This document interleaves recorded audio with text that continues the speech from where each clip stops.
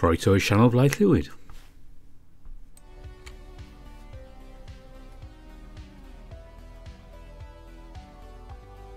And we're back with Dirk the Red Panda's Ocean Avenue. Yes, back to San Vicente. And we're going to do an extra thing today. There's a scene in day 3 which wasn't around when I did my original video. So we're going to be just tracking back to do day 3, part of it anyway. And then we'll be joining up with all the brand new stuff in this update. So, might as well get on with it. After a close championship match, Todd and Pavin pull out a narrow upset of former champions Kib and Bjorn. The two victors each celebrate with a bottle of champagne, popping off their caps as they drink it on the court. So, what now?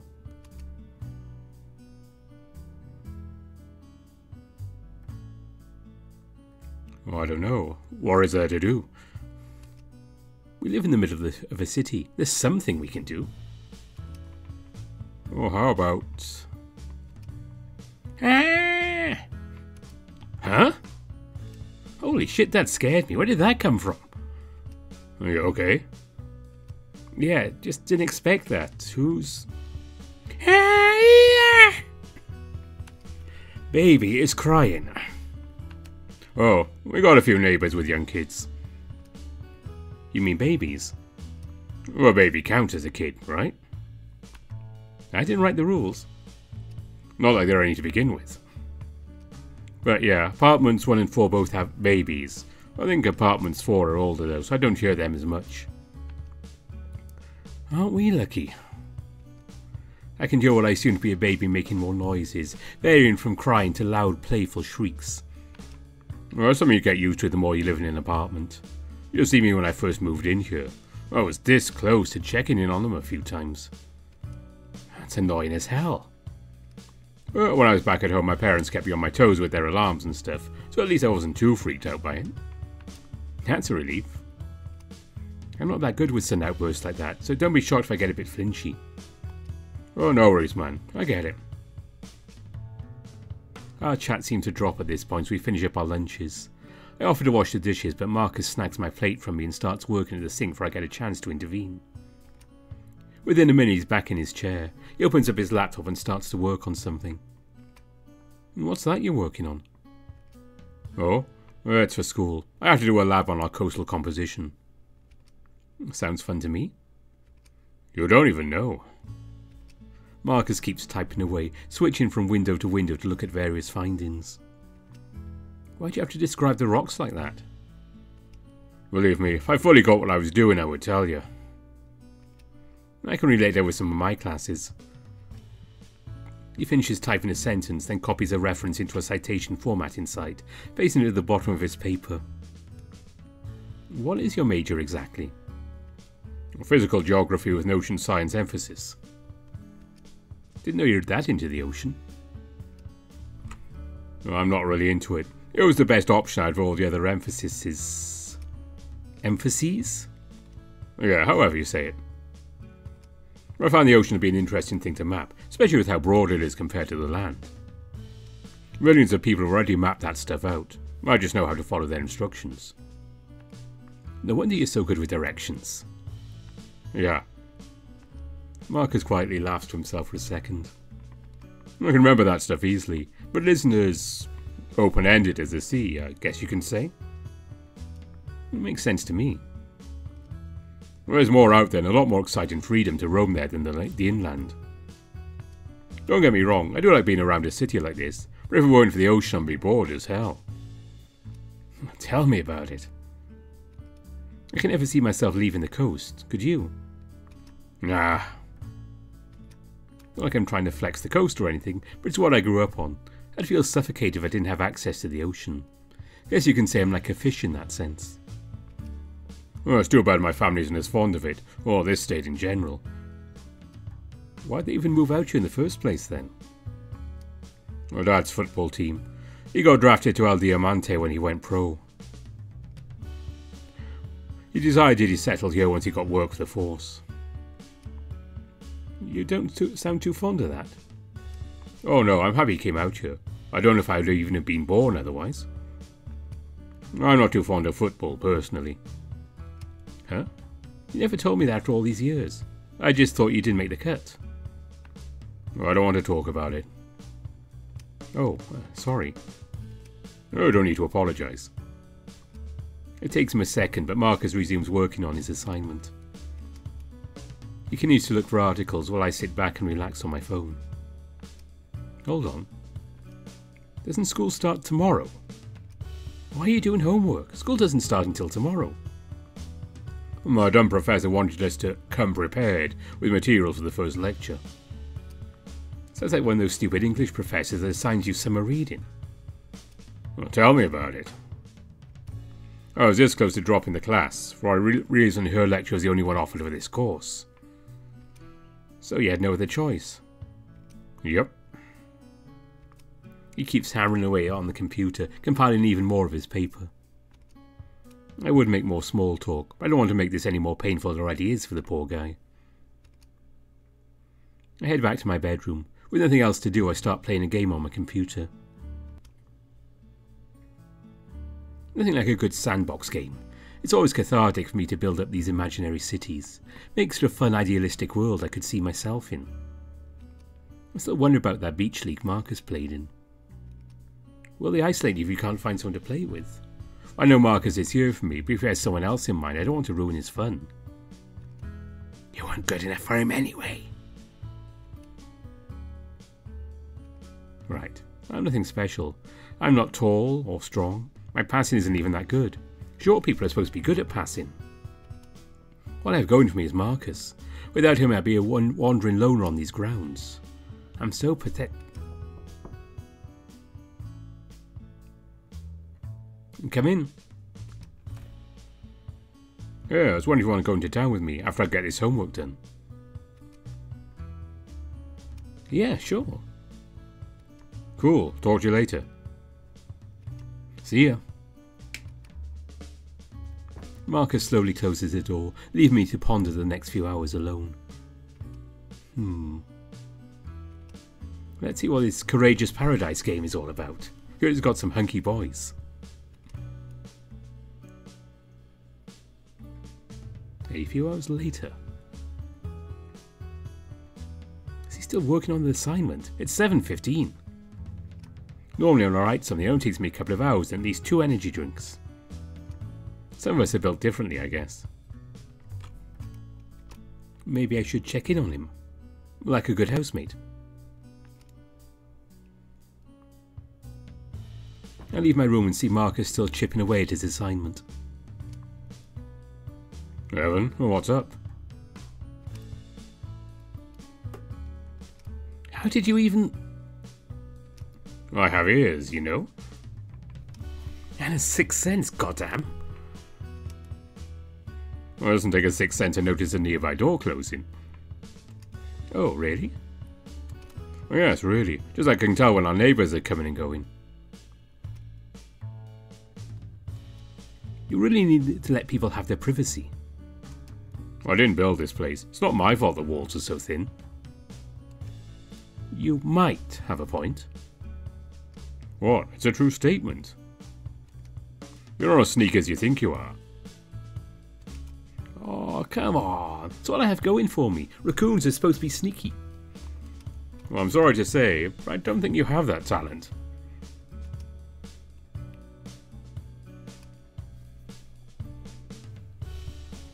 Well, I'm not that sneaky either. My brother always knew when I broke curfew. It sounds like he's a tattletale.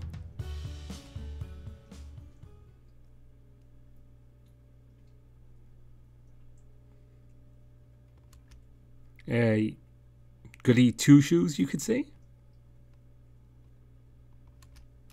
You know how brothers can be. Petty squabbles and all. Yeah, right on that front. Kevin and I left each other alone most of the time. Sometimes we'd forget that we were both in the same house. Well, I can explain more while we're walking. You don't need to. Well, it's nothing that serious. If you say so. Marcus grabs his keys and opens the door, waiting for me to head out.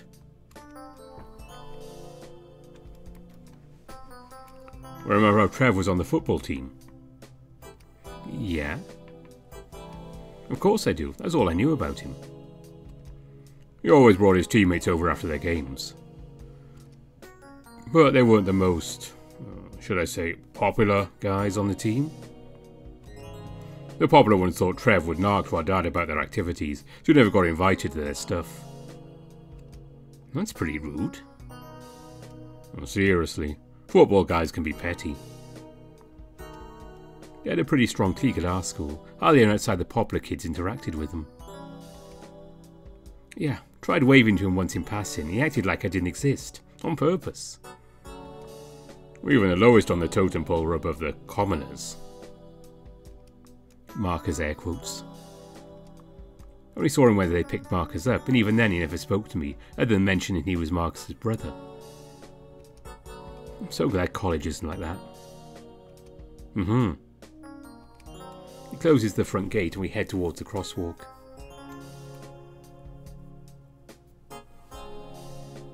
It didn't help that Trev and his friends only played on special teams. They were called the Speds. Wait, they called themselves that?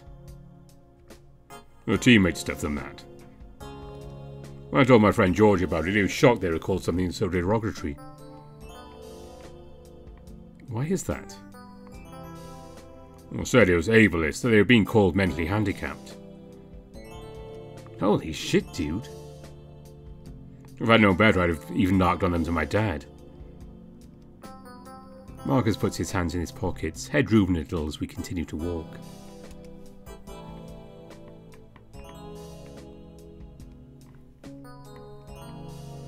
What would your dad have even done? Arrest them for saying offensive shit? I meant the school office.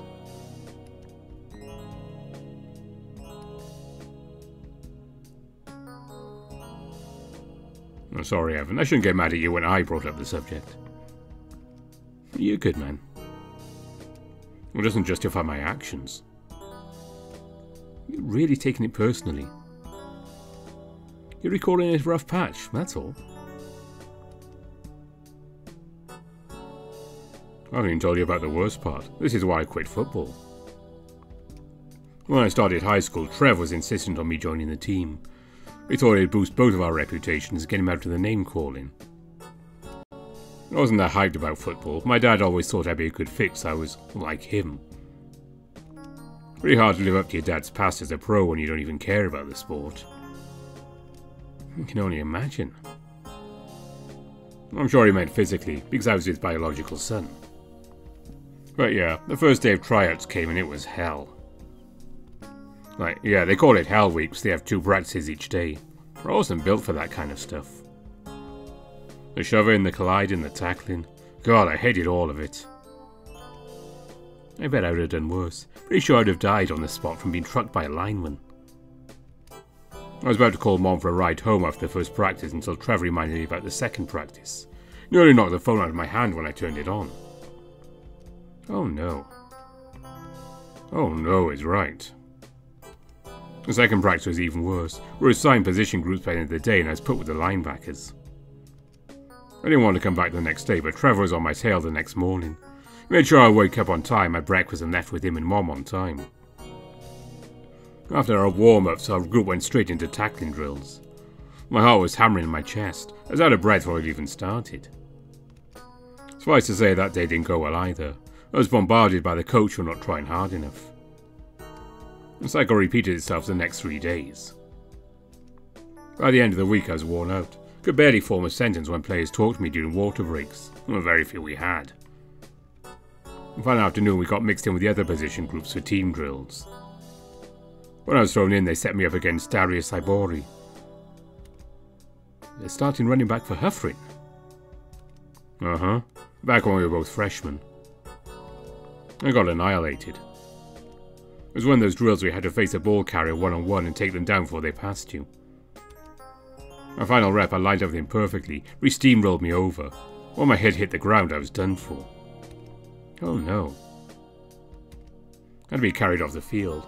They put me on a bench and immediately hurled. My head was spinning for the next few hours. Turned out I had a big heat stroke. I doubt that was the only thing I had, but it was frightening. How did Trev take it? He was in denial. He told me I needed to condition better, which is BS, so we both worked out with my dad twice a week back then. He wanted me to come back the next week and keep trying it out. Dad thought it was a fluke just because it was a hot week. He had the same sentiments as my brother. The whole weekend I told them I wanted to quit. They thought I was psyching myself out. They told me I wasn't trying hard enough. You'll get used to it.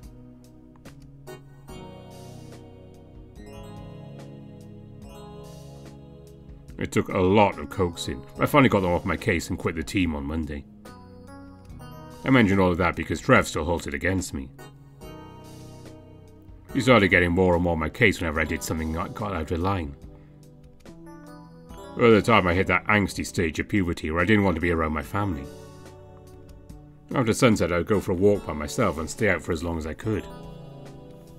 He usually found me within the hour, loitering somewhere in the neighbourhood like the park.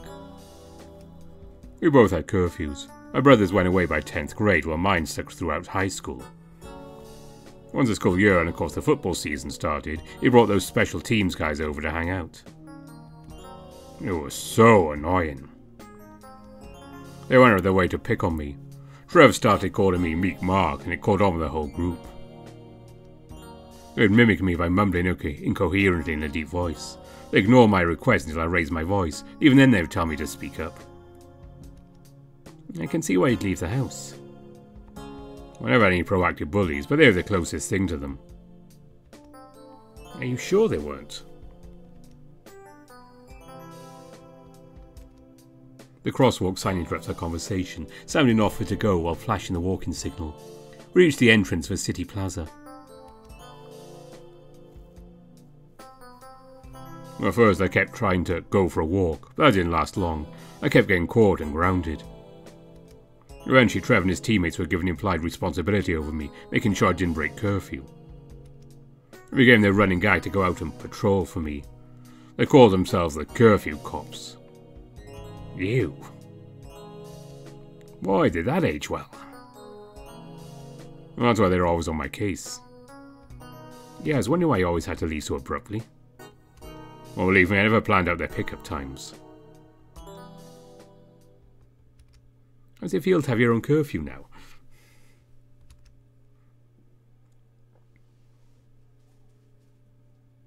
Well, like a weight off my back. I was really looking forward to moving out. Oh, I bet. When I left, the only thing Trev said he was bummed about was not having a younger brother to tease. Boy, does he have his priorities. It wasn't like many of his friends left Oak Hills after they graduated. Is it a bad thing to still be homebound after high school? Well, I didn't say it's a bad thing to stay back there. I know, just keeping you in check. You really are like my brother. Wait, is that a bad thing? Well, I'll leave that to interpretation. You sly dog. We continue heading towards the main outlet of the plaza, looking for a directory or something to guide us. This place is gigantic.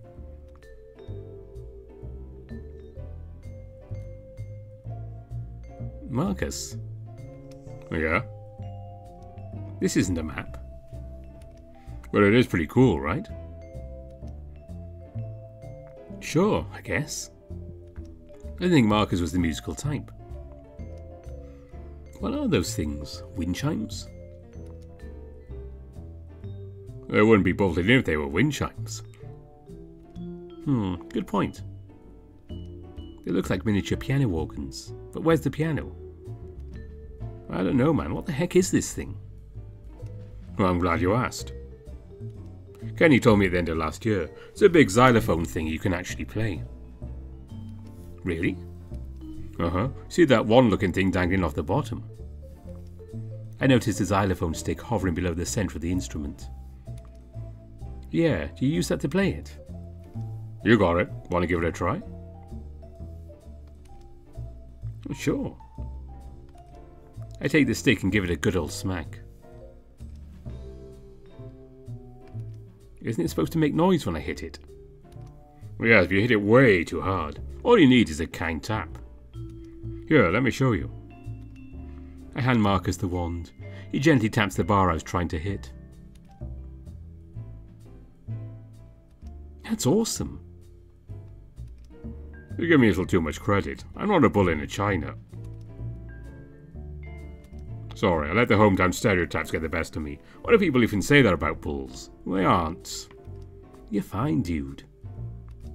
Well, it's a bad habit I have. As long as you're actively working on it, I don't see the problem with messing up on accident. You mean by accident? You're turning into my mom. Oh, I can't help it. Mine was a teacher. She'd get that stuff hammered into you. On accident, I assume? You're not actively working on it. See?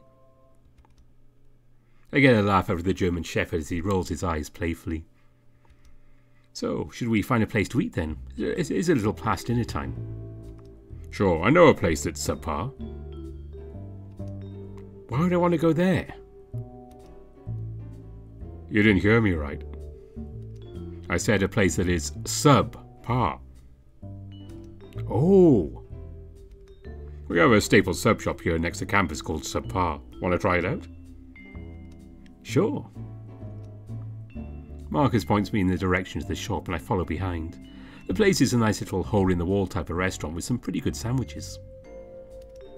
We spend the next half hour there as the sun sets on us. Luckily the outlet is pretty well lit, encouraging the nightlife. This time Marcus leads me towards the mall directory, which was just to the left of us had actually looked. Man, that can be dense sometimes. I take a gander at the various buildings and names on the map, getting a feel of this new layout. Want to check out some of the sports stores down here? I point to the green blob of buildings identified in the category hobbies and pastimes. Well, sure, there's way more stuff here than in Oak Hills. Don't get too overwhelmed. Please, I've grown up since then. We literally dragged you out of that store in Delta. It was such a gold mine. Of sweatpants. They're so soft and comfortable. Speaking of which, where did Diego get his? I'll have to introduce you to the world of joggers. No, I don't like running. Oh, heaven. We continue our light bicker as we head towards the block of stores. Before we get to our intended destination, Marcus stops walking. Everything okay?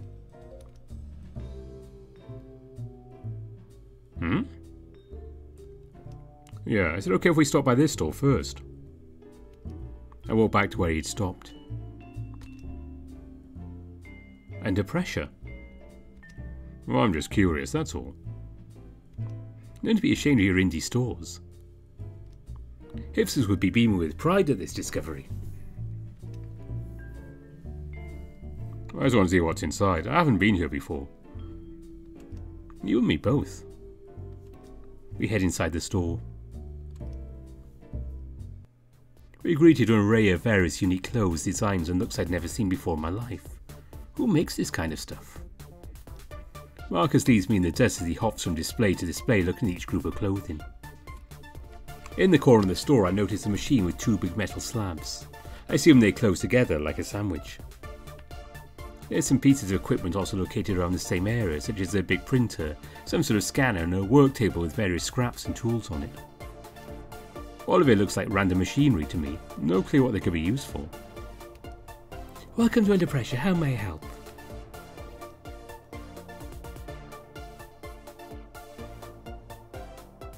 You're Marcus's friend, right?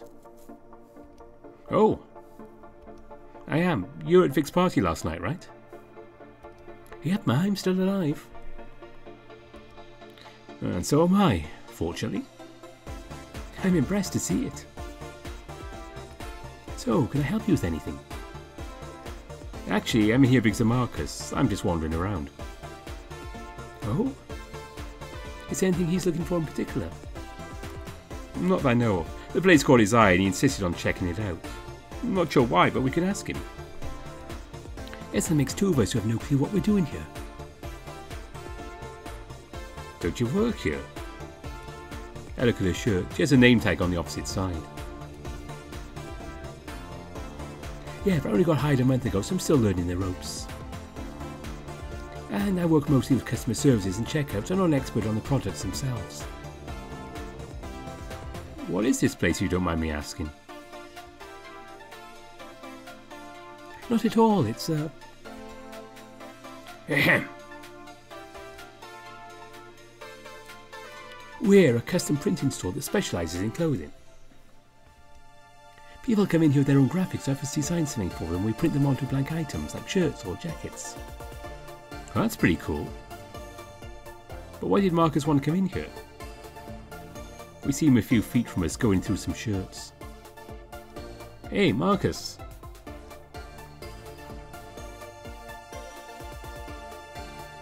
Oh, what's up? I take a look at her name tag to make sure I get it right. Sandra works here. She told me this is a custom clothes shop. Is that why you came here? Well, as a matter of fact, yes. I was wondering how you make this stuff. You're exuding second-hand anxiety onto me. What's making you so nervous? I'm not that good at explaining the details, but I can let one of our designers here give you a rundown. Really? Oh, that'd be great. Hey, Hector. Mark's eyes widen as a broad-shouldered bull emerges from the back, standing in front of the equipment. Why does Karma have a bite? Hold on, it's the same guy that interrupted Sandra earlier. I shouldn't be surprised. We seem to be the only people in the entire store. Well, what's up? My friend Marcus wants a little more about what goes into making our products.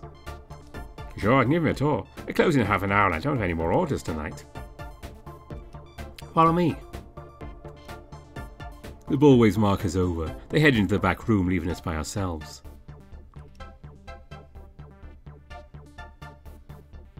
So, how did you get into this? It's something I do to help pay the bills. They opened last month, so I joined the staff as soon as they opened. Hey, might as well get in early and work your way up. I only do this part-time on Sundays, so I'm playing soccer most of the week. Maybe I'll work more once we're in the off-season. That makes sense. How do you even work while playing a college sport? I couldn't even do that at my previous college. Varsity teams take up so much of your time. It's a stretch, but I make it work. Don't forget all the schoolwork on top of all that. It's like living 3 different lives at once. I'm sure you sleep well at night. Like a baby.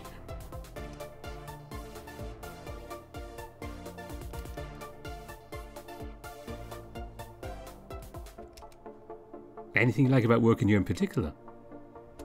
The clothes here are pretty cool. And also a designer, the people who do make stuff here make some awesome things. Like the guy talking to Marcus. Yeah. Most of them use his customers' designs or our original templates. She says with air quotes. The stuff he does make is pretty bitchin'. He really knows how to put things together. It's one design he made for a soccer team. I should make some jerseys with that grass pattern soccer fields have. I was walking with myself, I was so impressed. Dang. And for the customer, he made this crazy check pattern out of 2 separate colours of vinyl. The way he patched it together was flawless. And here you said you weren't an expert. Oh, trust me, I'm not. I just hear the terminology thrown around and sometimes I tell customers whether or not we have what they're looking for. So if I'm hearing this right, your store makes shirts on the fly? Exactly. And more than just shirts. Banners, jackets, mugs, tiles, the list goes on. You really sound invested in all of this. Just entertaining to watch. It's fancy unique designs we make, but I have zero experience when it comes to designing or making it. Maybe Marcus could try it out. The other day you showed me an awesome font he made for the school contest. I could see him having the skill for this stuff. I definitely recommend for him to talk to our boss. They've been looking for more designers to join our team. Yeah, that would be great. We are still hiring, so now would be a good chance for him to apply. If Hector doesn't mention it, I'll tell him. Speaking of which, I see him and Marcus exiting the back room, talking about some of the machinery out front.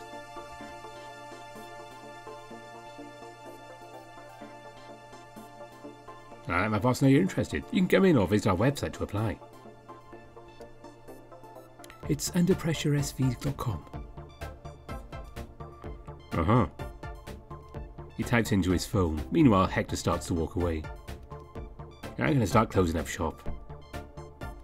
Okay. Well, thanks for the tour. By the time he says it, the bull is out of sight. I was putting in a good word for you. Everyone was telling me you can make fonts. You're also pretty good with design stuff in general. And I can't recommend this place enough for a part-time job. Besides, it's a pretty nice place to work. The shifts are reasonable, the pay is solid, and you can experiment with your own stuff when you aren't working with customers. Seems like a win-win if I were you. Aren't you looking for a job? Oh, not really. I elbow the oaf. Well, I guess I could give it a shot. I just need to make sure I'm not too busy between school and clubs. Well, the opportunity is there if you want it. Oh, thanks. No problem. Sandra turns off the store's music. Is there anything I can do for you before we close? I think that's all for today. Well, thanks again. Have a good night. You too. We exit the store waving goodbye to Sandra.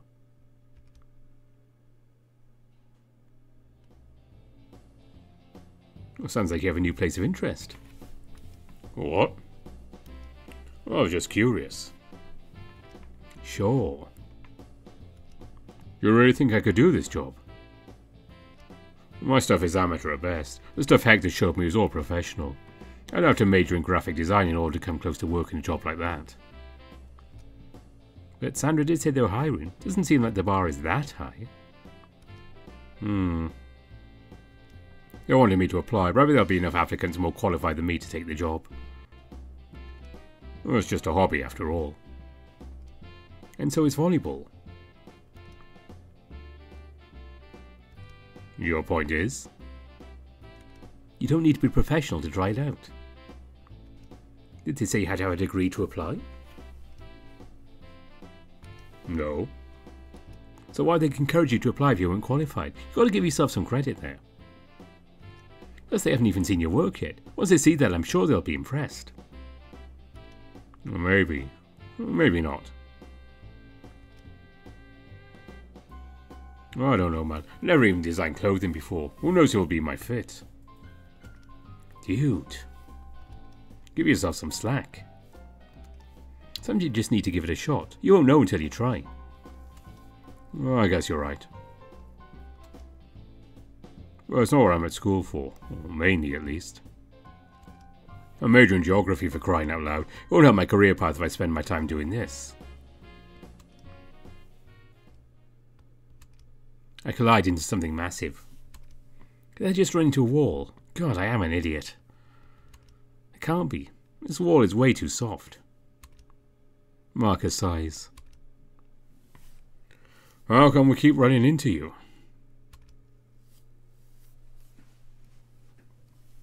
I don't mean your friend. Vic places a hand on my shoulder and pats it. He takes a step back. What brings you two here? I want to give Evan a little tour of Shoreline Plaza. First time? I'm more like my third, but it still feels like my first. With how much there is in here, it'll take me at least 3 more visits to get familiar with it. I believe my entire freshman year was spent getting lost in here. Not a bad place to get lost, eh? Depends on the time of day. And who are you with? They consider college students to be hooligans around here. What are the ones that fit a certain build, right, Vic? Oh, don't get me started on that. Oh, sorry, that was me. Marcus pulls out his phone. Oh, I'll have to take this. Feel free to go on without me. I'll meet you guys at the xylophone display. I'll give Evan a good tour of the place. I can do.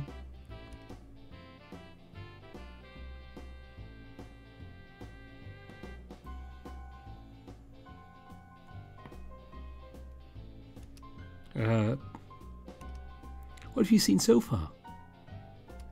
Well, we went to subpar for dinner and went to this clothing store called Under Pressure. Oh, you mean that lame shirt store? The lame? Nah, I'm just messing with you. We know the Sander works there. Phew, I was worried my popularity would fall right out the window on day one. Come on, we could care less about that crap, says the college athlete. I got other shit to worry about anyway. True, true. We begin walking away from our meeting spot, heading towards a set of escalators. How shall we immerse the guy? What is this, some sort of mall initiation ritual? He must become one with them all. The things you come up with sometimes. Sometimes it's like a divine entity going through me. Of some sort of twisted god. Either way, it's fun at parties at least. Want to check out the tech buy? Hell yeah! Evan? There's nothing special about a tech buy, they have them everywhere. But I don't want to be the party pooper. Sure. To the tech buy! Any particular reason why we chose this place? It's Sunday. Nothing else here is open now. Ah. I take a look at my phone's clock. 8:40. The first stop we make is the phone section. There's an array of popular brands displaying the latest smartphones, such as the Touch Phone 12 and the Samsung Universe Z. Whoa! The new Samsung's got 1 terabyte of storage!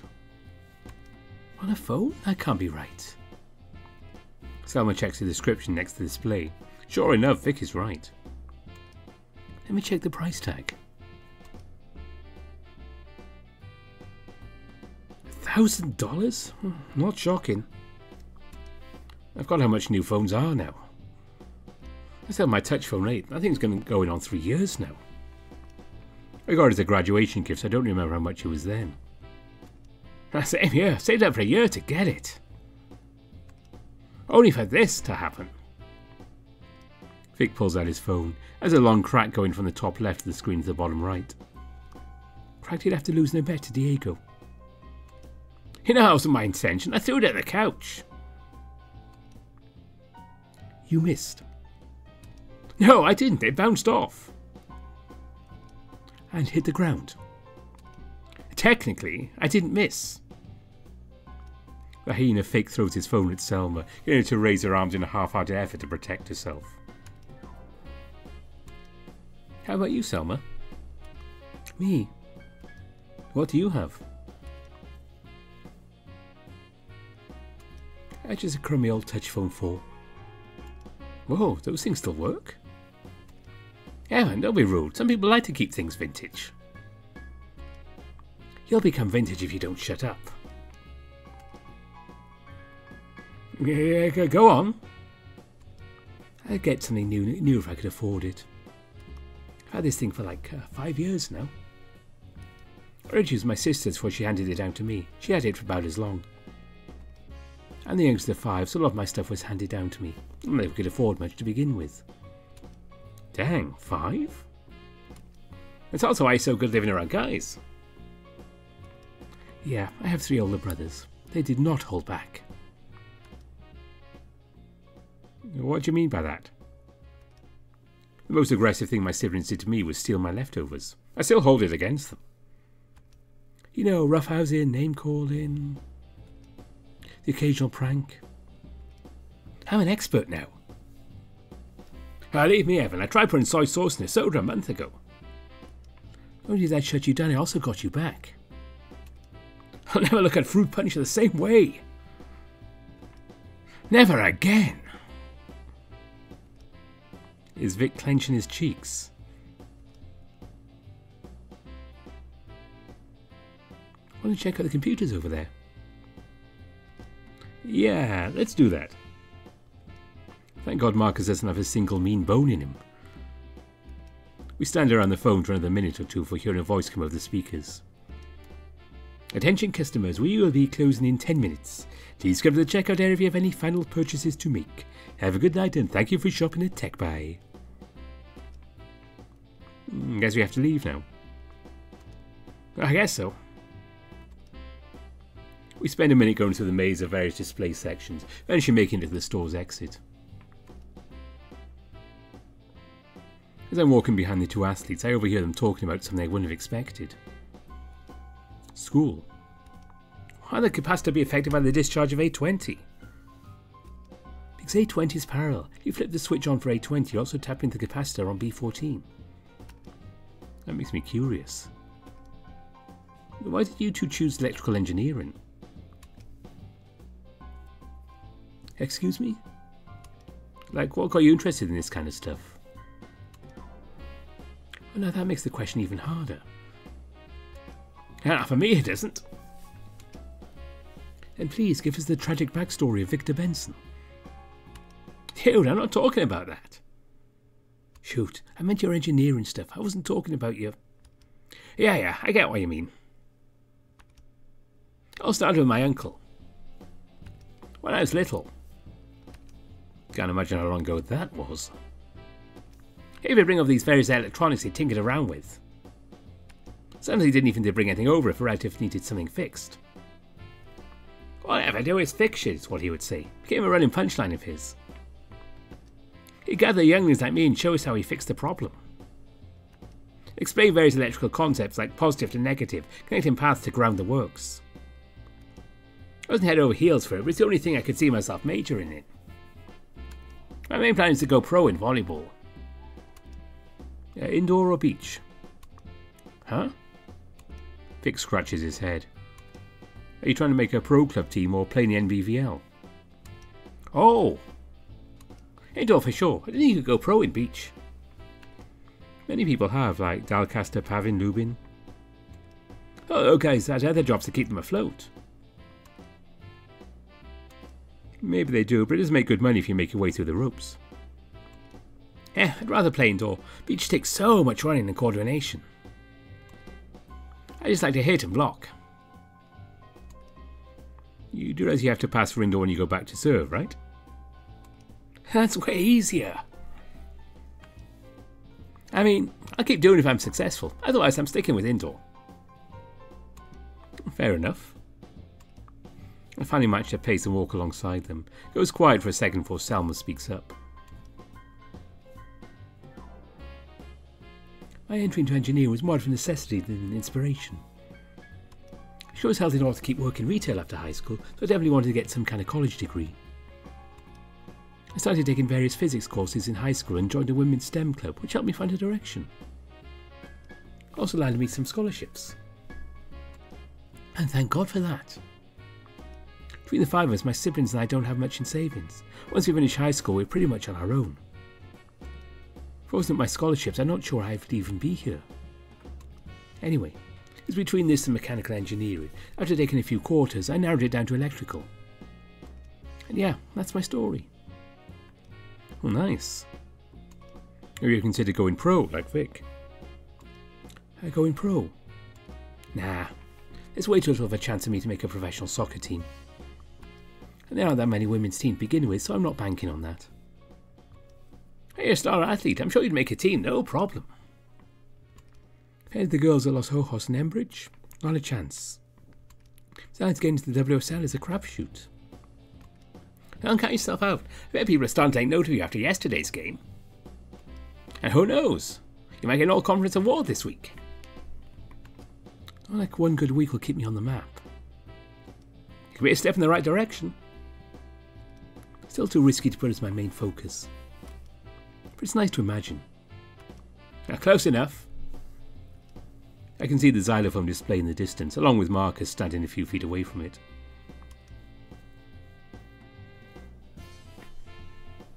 Have a nice call? Oh, far from it. I'd rather not talk about it.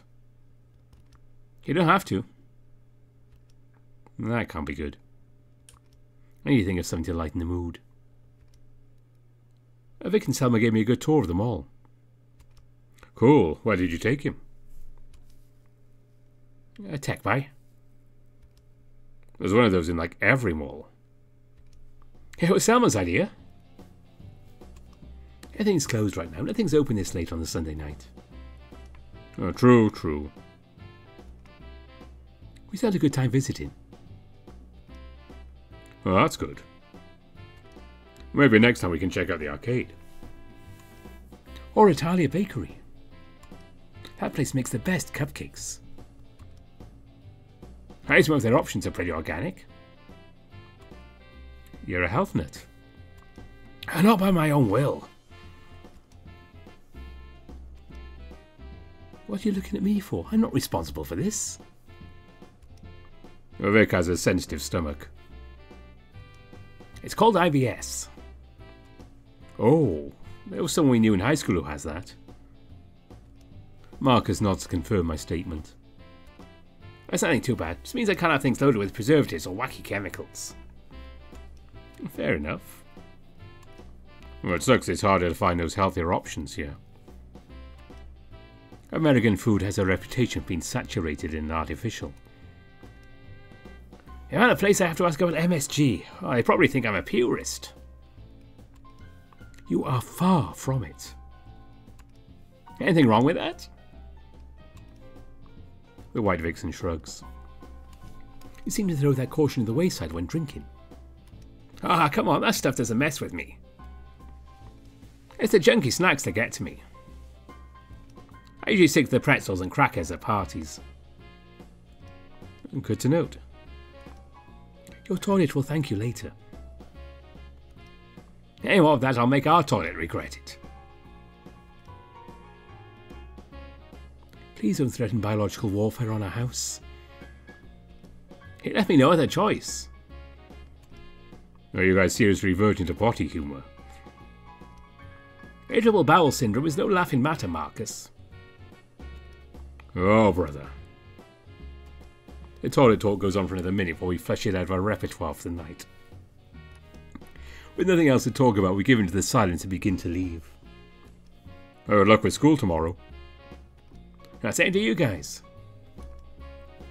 I'm hoping I make it out in one piece. As long as you don't get stuck in the bike lane, I'm sure you will. Note to self, wear a helmet. And knee pads. And a layer of bubble wrap. See us having lunch on the strip, feel free to join us. Of course. And with that, we split up and head back home.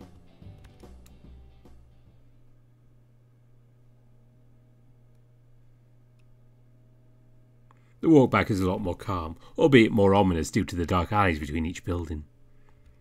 Once we enter our apartment complex, that feeling of uncertainty goes away. We'll have fun tonight. Yeah, thanks for bringing me into town. Well, anytime. Ready to take on your first day of university tomorrow? I don't want to go back to school. Oh, you and me both. Well, we got to go do our degrees somehow. True to that. I hope it all goes well for you. Have a good night. You too. Marcus takes first dibs on the bathroom while I head to my bedroom and get changed. As much as I look forward to the extracurriculars, I'm still worried about my new classes. What if I'm behind the curve? What if the pace is too fast for me? Will they understand my transfer situation? I'm overthinking this. The faster I go to bed, the quicker the annoying school start will come and pass. Once I'm done getting ready, I snuggle up in my bed, sleeping on my right side. It takes a little time, but I fall asleep soon after.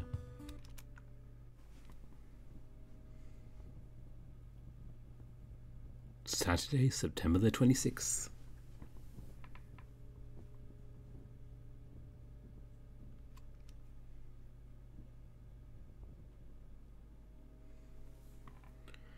I'm so bored. I've been working on this mundane homework for the past 3 hours. My stupid sports administration lab loaded me with extra work, been chipping away at that ever so slowly. I continue pecking away at my computer, compiling my tedious research into a monotonous 3-page paper on the psychological impact of Little League sports.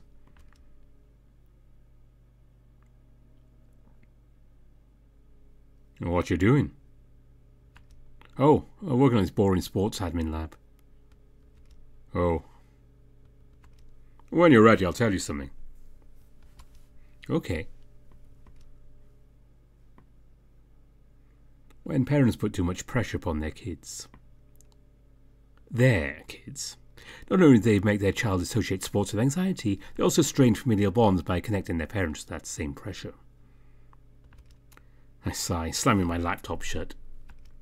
God, that was such an annoying assignment. At least I wasn't a victim of this with my own parents. Maybe it's more relevant than I thought. Oh, I'm sure it was. I hate writing essays too. You've had to write those for geography? Oh, more than once. Marcus walks back to the desk, bringing a sandwich that he just made with him.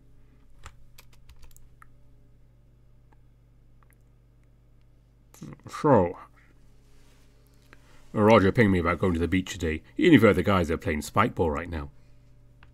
He invited both of us to come if you're interested. Really? I'm one of them now? This is great. Of course. When should we get going? Oh, right now. Right now? I'm not wearing any beach clothes. Yes, that means you'll have one disadvantage going into it. I can change, just give me a minute. Well, I'm already leaving. Don't you even dare. I sprint back to my room, digging through my drawers to find a pair of adequate clothes. I'm almost out the door. Wait! I charge out of my room, put on my pants as I get to the front door. You were gonna leave me here? What? You were taking too long. It's taken the proper amount of time for someone who got told last minute. Well, and apparently that's all you needed to get ready. I'm normally not like that. Unless the house is on fire, I'm taking my sweet time getting ready for school. Nothing more soul-crushing than waking up for the daily grind. So, are you ready now? Oh, shut up. I give Marcus a shove with half effort. I must save my energy for the main event. Are we going to the same beach as yesterday? Uh-huh. It's the only one around here we don't have to drive to. That's much better than our situation back home. The nearest beach was at least 45 minutes away, give or take. Well, there's nets and sand. What else could you ask for? Clean bathrooms. Okay, now you're asking for a lot. Why is it that people who use beachside bathrooms always leave them looking like a high school locker room? It's amazing how low standards become once you take off your shirt. Who else is coming today? Ruben said he's coming. I think Diego too. Oh, and Vic says he'll make it. Says? Well, if he doesn't sleep through it. Oh. That man can never keep track of the time. Ever tried calling him to wake him up? Yep, but he tends to sleep through that. If Vic didn't have a roommate who got up at the same time, I'm pretty sure he'd sleep through the entire quarter. Hey, don't knock it till you try it. Well, if I could, I would. Really? You're always up before me, even on the weekends. You only live with me for like a week. And every day you've been up before me. Well, that's because it's week 1. I have to make sure I don't get dropped from my courses. And after that? Speaking of that, didn't you say you were doing physics homework today? There's always tomorrow. Can't argue with that. I mean, for crying out loud, it's Saturday. Who spends their Saturdays doing homework?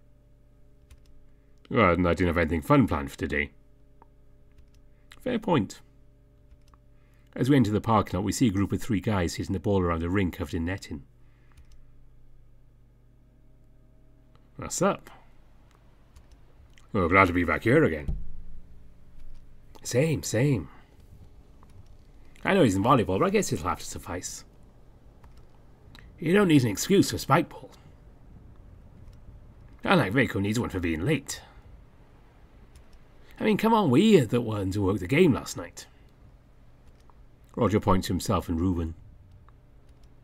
At least he didn't sing last night. Did he really? Oh yeah, it was rough. He made a fool of himself. Good.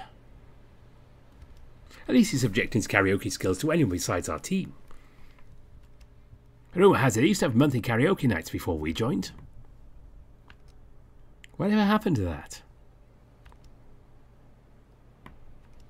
What do you think happened? Marcus takes a peek around the corner to see if the hyena has arrived yet. No luck, at least from my view. Whose idea was it to have a team karaoke night? Coach Brad, he comes out for the craziest team bonding exercises. Should we get started then? Yeah, we can't wait forever for Vic. Sorry about my tardiness. Of course you choke when I say something. Only for you, babe. What's the excuse this time? Cleats. Cleats? Vic's composure fails a little as he bends over to take big breaths. Some I got them at home today.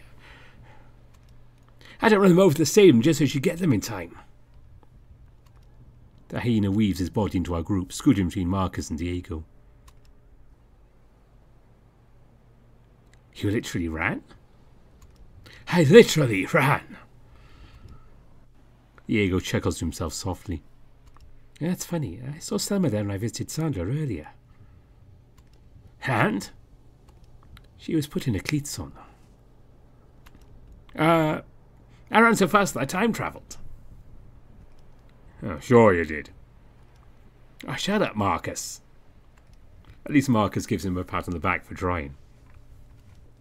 A few moments of laughter later, Diego still remains unfazed. What are you really doing?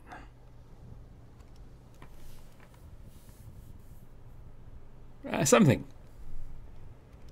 Something? Something. Diego sighs, the rest of the group shakes their heads. Let's just get on with it. Okay, what am I missing? So, how do we want to do teams? Rock, paper, scissors? Too complicated for 6 of us. Oh, I have an idea. Let the new guy pick the teams. That doesn't sound too bad. Why would you give me the power to choose? What have I done to deserve this? And since there's 6 of us, we won't have to switch around all the time. I'm going to get better than this. The group looks to me, awaiting my decision. And we're going to play with Marcus. How about I go with Marcus? You sure you want to do that? I mean, if you're fine with that. Oh yeah, man, I was just messing with you. I think I could recover if my own housemate rejected me. It wouldn't have been that embarrassing. At least you take it better than Vic. I can handle rejection. Really? Will you be my partner? No. Please? No. Please? Oh, stop it. Please?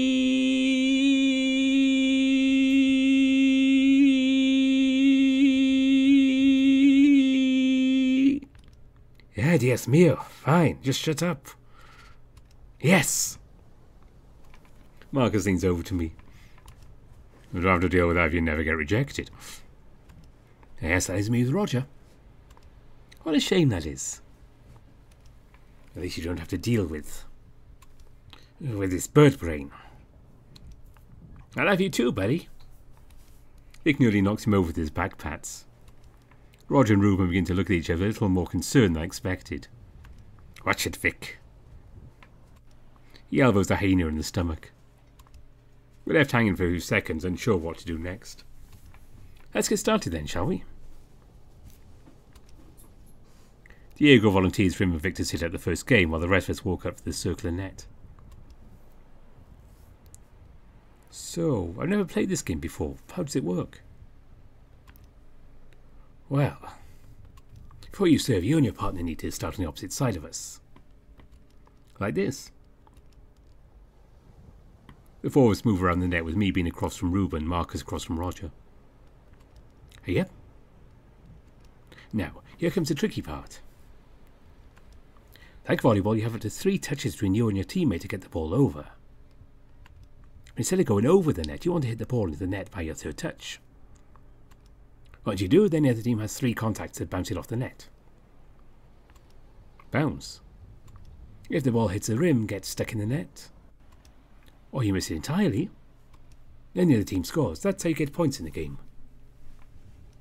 And if your team scores multiple points in a row, the server has to swap places with their partner, so you alternate who you serve to. You have to serve a specific person. A opponent directly across from you. It's rules like these prevent us from picking on the same person, like Vic. I heard that! Of course you did.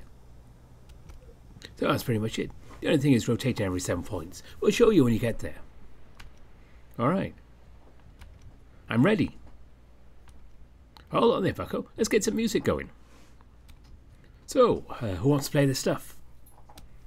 I got you. No! Pale wrists. Ruben? No, I think my plays is a bit too intense for something like this. Okay, how about you, Marcus? Me? Why not? We haven't heard your stuff yet. Oh, I think I might have the opposite problem of Ruben. My stuff really isn't intense. Not a problem. I mean, we are at the beach. Having something chill would fit for sure. Well, if you insist. Well, don't get too disappointed. He walks over to his backpack and pulls out his phone. After a few seconds of fiddling with it in the speaker, Marcus trots back to the net. Not bad, man. Ready? For sure. Anyway, who's ready? Roger and Marcus get into a crouch stance while Ruben cocks his arm back. He gives the ball a slap, making it ricochet off the circular net and towards my left side. What am I supposed to do? Ah! I flail at the grapefruit-sized ball, trying to hit it back at the net. It ends up bouncing off the frame, making my return foul. That must be opposite of beginner's luck. Beginners suck. The main wolf switches places with his human counterpart, standing across from Marcus. Service. Well, I can't play for shit. The game is halfway over and I've only had like 1 successful hit. Ruben's next serve takes a low, flat bounce, heading towards Marcus's shins. Huh! He has to take a scooping motion to even keep the ball in play. What? It's going past the net. Does he want me to return it? How could I? Ah! Damn it! I sent that thing flying to a whole other area code. How do they hit this thing? This is impossible. I suppose that's your point? Again? Yeah. Shoot. Oh, don't worry, man. I was hella clumsy when I first played. Who knows, maybe your first 5 points will look like that. Roger. Well, I'm not going to sugarcoat it. To be fair, you never hold back when it comes to games. Like the 3-legged beer race. Like the 3-legged beer race. What are they doing? Evan? Huh? You're a little out of it. Need a break? No, I'm okay. I should let them carry on without me. They're clearly beyond my level. What's the point? I don't belong here. Marcus. Oh, I think we'll tag out. I bet Vic and Diego are getting antsy over there. Sure are. I nod along. All right. Ruben says something too, but I could care less. Already weighing them down as is. I'm a shit athlete. There's a reason why you never started. Or won any medals, or received any honours. My existence meant nothing to my teams. What happened? Did someone say something? No. It's something I did. Something you did? I don't fit with you guys. They're superstar athletes who trained way harder than me. Well, this is just Spikeball. People don't really train for this unless they're super serious about it. It's not the Spikeball. It's everything sports. The beach club, my previous team. Everyone's left me in the dust. I'm nowhere near the player I want to be. What do you want to be? Good enough. A starter, a difference maker, someone people value. Marcus purses his lips. He tries to form words a few times while giving up and staying quiet. Well, I only have like 2 weeks to become good enough for the club team. Plus I have this stupid varsity status weighing me down even further. I don't deserve it. If I can't even make contact with the ball, I might as well surrender now. You're getting way ahead of yourself. There's so many variables out there out of your hands. Even if it looks rough, you still got to give it a shot. You're all back, you'll be stuck wondering what would have happened if you gave it your all. What do I offer to you guys? Offer? You're a great organizer. Even when you aren't playing, you've helped me get from place to place in one piece. The guys here will definitely appreciate that. Just give it time. Time? I'm wasting it right now. You know what? Screw it. Might as well make the most of it. Alright. Want to give it another shot? I think Vic's ready to play us. Just as Marcus assumed, they're waiting around the net, passing the ball back and forth. Marcus takes a second to trot back to his phone and resume his music. Yo! We're ready when you are. Oh, I'm ready. You sure? Our last game proved otherwise. That your constant bitching helped. Head on. I think I'm just being my little bitch again. You tell him, Vic. He and Reuben laugh. They're far enough away not to catch Diego's attention. You can take first serve. Want to do the honours, Evan? Marcus picks up the squishy yellow grapefruit and holds it out in front of me. Maybe this will help me bounce back. Hey! Vic reaches his arm out towards me. Did I say something? Oh well. Zeros. If I can serve the ball in, this will be my first successful hit. Have you not hit one in yet? It's pathetic. My hands are starting to shake. Hey, Evan, give it a shot. I look down in the net. Feels like I'm being controlled by an unknown entity as the ball leaves my hands. The ball ricochets off the net and towards Diego.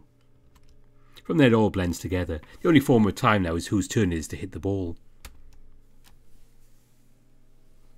Even though we're currently trading 16 to 20, I'm still having a good time. At this point I feel silly for thinking I could never hit the ball in. Speaking of which... You got the option. Okay. Whoa. Well, lucky shot. Why, thank you. 17 serving 20. Marcus slaps the ball in play. Vic gives Diego a generous high set, allowing him to concoct a strategic attack. Shoot, he's dropping hard on Marcus. Oh, crap. Marcus slides sideways into the sand, getting a bunch of his shirt. The ball hits the frame of the net, ending the rally in the match. That's it, Diego. Let's go. The two celebrate the victory with a high five and a failed butt slap from Vic. At least Diego didn't swat him away as hard this time. Are you okay, Marcus? I reach out a hand to him. He takes it as he helps himself up. Yeah, no biggie. He reaches the collar of his shirt and pulls up. I can start to see his stomach as the bottom of the shirt rises. Oh, what a fun match, eh? It's pretty By the time he finishes talking, he's taken the sand-riddled shirt and shaking it out. I've got how good Diego is at doing it between the legs. There was no way expecting him to get that. Yeah, it was quite ballsy of him to do. I'm starting to sweat again, probably even more than I did during the game. His chest looks so soft and inviting. No matter how many times I see it, it will never fail to amaze me. Well, he's got the flexibility, so it's not surprising he would try. I'd probably end up landing with my ass in the air if I tried that. My eyes veered down towards his hips.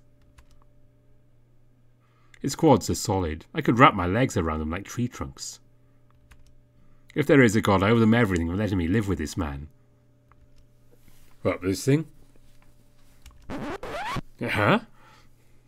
I want to start packing up this thing. Oh, yeah, sure. I could stare at that buff chest all day. Sadly, I can't do that without packing up the Spikeball kit, not unless I want to come off as a creep. My mind is brought back to reality by the sound of shoveling noises in the distance. I can see two brown and gold figures trying to bury something big into the sand. Something person-sized. What the hell are they doing? Danny! The shovel-wielding figure turns around. Are you freaking kidding me? You're ruining our take. Your take? Hey guys. And that person-sized something turns out to be Johnny. Great. Kenny's also there, them rounding out the trio. Reuben gets closer to the group. It's for Tip-Tap. Kenny flashes his phone to Reuben. And why do you have to bury Johnny for this? Not that I mind you burying him for good. Hey! Don't make me bury you the rest of the way. Remind me not to get on Reuben's bad side. You wouldn't get it. It's for another trend, isn't it? Danny gives her brother an amused stare. Yes. Oh, of course you are. Kenny. What? He scared me. He couldn't hurt a fly if he tried. Oh, really? What's the trend called? Reuben makes a fist with one hand and smacks in the open palm of the other. The Bury Your Gaze challenge. That figures. Was it really that obvious? Johnny, we knew after you got into that affair with the tennis player. How could I resist? He had the bluest eyes and the sexiest girl. Now could you please leave us be? We got clout to chase. Aye, go have your fun. But don't forget who has more followers. Reuben turns around, walking away from Danny's explosive reaction. She throws his shovel on the ground and kicks the sand, accidentally getting some in Johnny's face. Those men have bad influences on Danny. I don't see the problem. Of course you don't. I mean, at least she's not the one getting buried. It's not that, it's their antics. Kids her age put fame over safety, chasing stupid stunt trends like this. Dude, she's only a year younger than you. Plus, they're theatre kids, of course they're going to do stupid. Come on, let's hear Reuben out. He's your senior, he's got more experience here than you. Roger tilts his head slightly, a bemused look on his face. Thanks, Diego. Johnny keeps getting on my nerves. He's the reason why I have to put up with them blasting music every week. And whenever I'm around, something stupid happens. And you shouldn't be around them. Roger lends Vic a hand, which he high-fives. No high five. Vic and Roger regain the composure, put on the most serious looks, almost comically serious. Hanks is right to be noisy as hell despite sharing walls with our neighbours. And in turn, their club thinks it's okay to be that loud. They know our building has a curfew. Damn, I didn't realize they were that annoying. They don't care about anyone else, and Johnny's the root cause. Well, not to play devil's advocate, but then they just get reservations to perform in the theatre building. Everyone's got their eyes on Reuben. Yeah, so? Doesn't mean they won't be in your house weekly. If only that easy. They only tend to invite them over afterwards. We agreed not to mess with each other's social lives. So she's got her friend, you got yours. What can you do? Got anything really? What do you guys think of him? I don't know, I've hardly seen him. Oh, really? Because he's been in a few of our games at least. Who knows, maybe he has an appreciation for our sport. Yes. I don't see the problem. He just sounds like a quirky friend of Kenny's. Well, he's a nuisance. The dude purposely provokes people. He's come to a few of our tournaments here and he would heckle the opposing players. Really? Haven't seen him at any of our tournaments? Oh, I mean the club tournaments, the ones Kenny and I play in. Ah. Don't get me wrong, the rest of his friends are fine. Roger and Vic give a brief well, they're the two guys remain unfazed. Well, Johnny always jumps the shark. One time he shouted at a player that he could handle balls better than him, which nearly cost our team the point for unsportsmanlike conduct. Maybe that's just how he sports his friends. If only it was that. What do you mean? Marcus sighs. You'll see when the season comes. Yeah, this dude sounds a pest. I have to side with Marcus. Side with Marcus on this one. Looks like we're split down the middle. It's 2 votes to 3. Evan, what are your thoughts on Johnny? Why me? I've only seen him like twice. Me? I need a second to think about this. He's a theatre kid. Of course he's going to be quirky. The whole group was like that from what I saw yesterday. Ah, settles it. The pro-Johnny side wins. Once again, it wasn't a tie before. You skewed the results to be in your favour. Go on, Diego, don't be a poor sport. We can't all agree on everything. Diego rolls his eyes and looks down at his phone. Hey, the women's soccer match starts in 10 minutes. We should probably head over now. All right. Sure. Marcus and I also verbalise our agreement. Vic stares at Diego, eyes squinted. Yes, Mom. Idiota. We start our journey over the soccer stadium. It takes us no more than 5 minutes to make it there. Thanks to our student IDs, we all get in for free. We seat ourselves in the 5th row at around midfield. I take a seat next to Marcus, which Vic follows suit and sits next to me. I can see the two teams are huddled up on the sideline. Selma is close to the field's left side. Her all-white fur gives her away almost instantly. Who are they playing today? Anything. Last week was Caliphate State. The week before that, I think it was Pacifica View. They are playing Pacifica View today. How did you find that out, genius? It says so on the scoreboard. A giant LED monitor displays most schools' names, along with the current 0-0 score. Huh, did they always have that? As far as I remember. Oh, we have that old scoreboard that displays the score with grid light bulbs. Like the ones you see at every high school. Yep. Well, it's not that bad. It gets its job done and works consistently. What more do you need? Something that shows off our lineup. Oh, and it replays our awesome moments. Come on, Vic. We're not the basketball program. If we really wanted that fancy tech, we'd play in their arena like the women's team does. All we need is a functioning net and a scoreboard, and we're good. What about sturdy pads, so people don't hurt themselves on those nets? Diego lightly scoffs. Of course, that's a given. Not from my high school experience. Yeah, the pads for our poles were garbage. Evan can attest to that. Yeah, what happened? I made a bad pass and our setter ran into the pole. He had to get half a dozen stitches. It was all your fault. That's unfortunate. I twisted my ankle once on a stray ball. You can't really control that stuff. You could have. Well, hey, you've improved since then. I guess you're right. Ladies and gentlemen. The sound system booms across the stands. It is time for our women's soccer showdown. Today we have a non-conference matchup. On the visiting side we have the Swordfish of Pacifica View go up against your Knights of San Vicente. The announcer treks on with the routine, introducing the visiting school's lineup, then getting to our lineup. It takes about 5 or 6 players where I start cheering any familiar names. At midfield, a junior from Paseo Califa, number 10, Selma Helmstad. She emerges from a tunnel of teammates as she jogs onto the field, waving and taking a few glances at the crowd during the process. Oh, you got this, Sweaty. Selma waves in our direction, her head swiveling side to side for a second.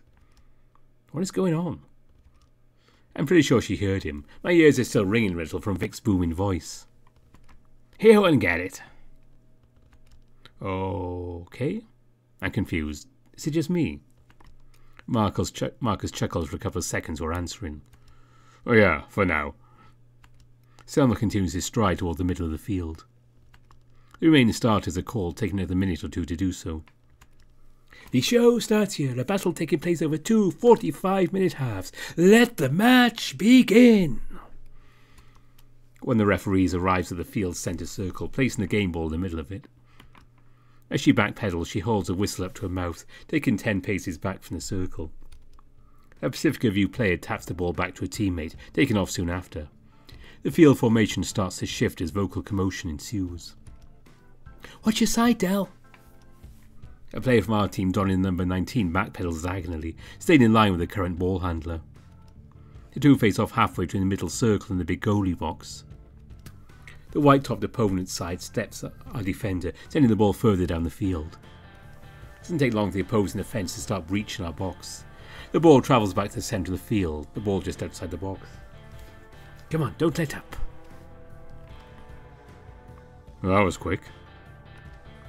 Hey, there's a fast tempo offence. If you falter even a little, they'll take it to you. It's only the second minute, or is it the third? Scoreboard's clock reads 2:35. I never understood that phrasing. As my mind wanders, the ball goes airborne. The goalie manages to get a hand on it, batting it high into the side of the post. That's too close for comfort. Come on, Vic, it's not like it's volleyball. You don't score every few seconds. Doesn't mean they can't score now. It's pretty unlikely. I've only seen it happen, like, twice out of the hundreds of games I've watched. Hey, that was a clean tackle. The nearest ref whistles a foul on one of our defenders. The ball is placed just outside of the... Hey, what do you call that big box around the goal? You mean the penalty area? That's what it's called. Yep. Just outside the penalty area, the ball is soon whistled back in play. By now, a defensive wall has been formed on the area's front line, ready to block the shot on goal. The ball skis over the wall, curving slightly right. A white jersey headers the ball but misses the goal high. The defence backs off, waiting the goalie's kick. It's around the 40-minute mark. There's hardly been any progression from our side. Feels very one-sided so far, but at least the game is still scoreless. Bullshit! A dark brunette head, otter wearing a blue jersey, throws her hands in the air, unloading her thoughts on the ref. Selma manages to pull her away from the ref before he can give her a card. The ball is placed on the corner of the penalty area. This time there's a wall of players from both teams between the two goal boxes. The ref rings her arm out and she whistles the ball back in play. The defensive wall skews and distorts as players box each other out for a shot of the ball. The kicker accelerates, scooping the ball and powering it forward with the momentum. Breaking free from the crowd of players is none other than Sandra, getting a piece of the ball with her head. The ball changes course and goes out on the right side, close to where we are sitting. As a Pacifica View player fetches the ball, a substitution is made, halting the play temporarily. Thank Christ, Sandra was there. She should get MVP for this game.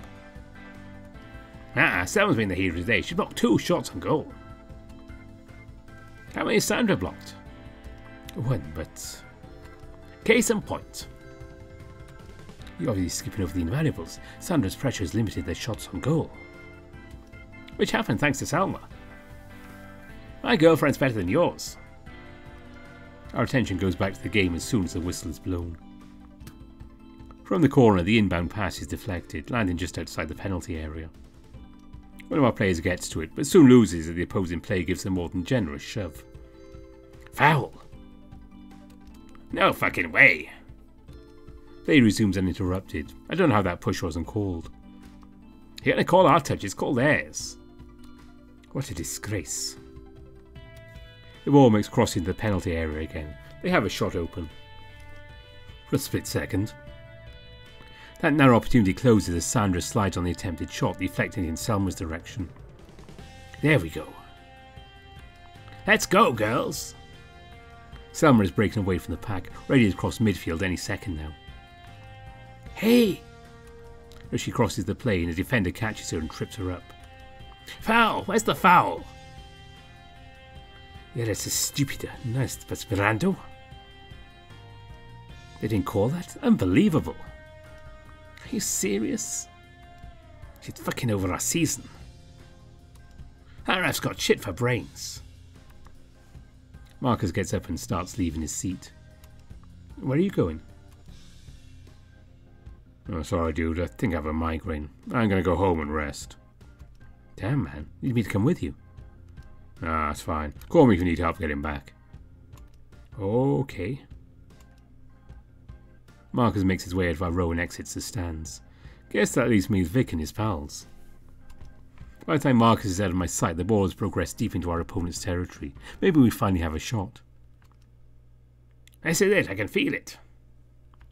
One of our players manages to outsmart a defender and break away towards the goal. A shot goes up.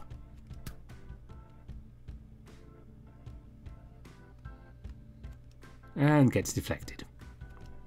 It's already half time. That felt like forever, yet nothing at the same time. The announcer's voice comes back on the speakers. Both squads remain resilient, going to the half with a 0-0 score. Is that what they call them? The team? I guess. Yeah, it's a fancy name for them. Oh, thanks. No problem. Vic turns to his friends. Might as well listen in too. I don't know, they've ruled since I first got you. Making the playoffs? Oh, that seems like a long shot. I feel like giving PV a run for their money and they beat Cal State last week. Diego sighs. Sandra told me they played with their line at the beginning of the season, so an upset or two is to be expected. Doesn't make it any less impressive that they beat them. True, true. Ruben seems more assured by Roger's comment. However, Diego is still unconvinced. They're the Goliath of our Women's Soccer Conference. Plus their playoff committee gives our conference the shaft, at least for soccer. That's brutal. How can you stay motivated to play in a league like this? Why's that? Diego pauses for a second, then shrugs. If it's me, I'd probably ask one of them about it. Just because I'm a player's boyfriend doesn't mean I know how their league works. That's how it worked, and I know way too much about Danny's club. Oh, wait, I already do. Come on, Ruben, you put up with them well. You like their team, Dad. Her dad that wants his peace and quiet. Vic leans over him behind Diego, putting an arm around Ruben's shoulder. I think you'd make for a wonderful dad. Ah, shut up. Ruben makes a pouty face, his scrunched brow making him look like an old man. You could be just as grumpy as one. Ruben begins to smile. Ah, humbug. Roger sighs, unable to hold back a grin while doing so. I'll make for a great team, Dad, once Grandpa Diego graduates. Excuse me, why am I the grandpa? Your strict standards. Diego pauses and shakes his head. The left corner of his lips curl up. Someone has to be the one to keep things together. And keep things together you do. Conversation steers into inside talk about fellow student athletes, something I can't keep up with. I nod and react occasionally. Another minute passes before I start seeing players starting to repopulate the field. It doesn't take long for both squads and all the refs to be lined up in what I assume were starting positions. Kicking off the second half will be our Knights of San Vicente. A ref jogs to the centre circle to place the ball down. She signals to both teams' goalies to confirm they're ready. And we're off.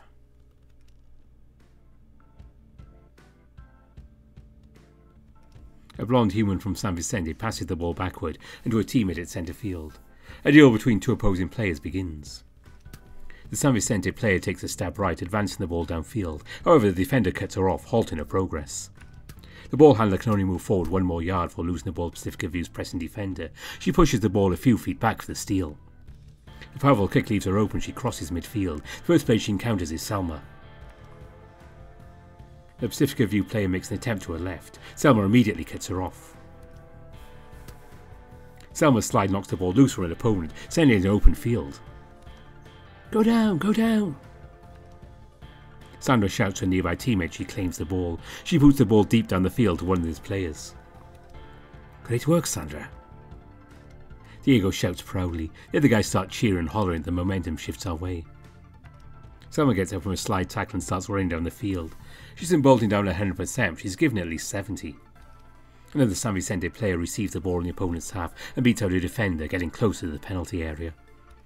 The defence, however, is quite rigid. They hold our play to a stalemate, making her pass a few yards back to a following teammate. That's when it happens. She's wide open! From out of nowhere, Selma comes darting across field just outside the penalty area. I'm not sure how much longer she'll be open as two defenders charge towards her.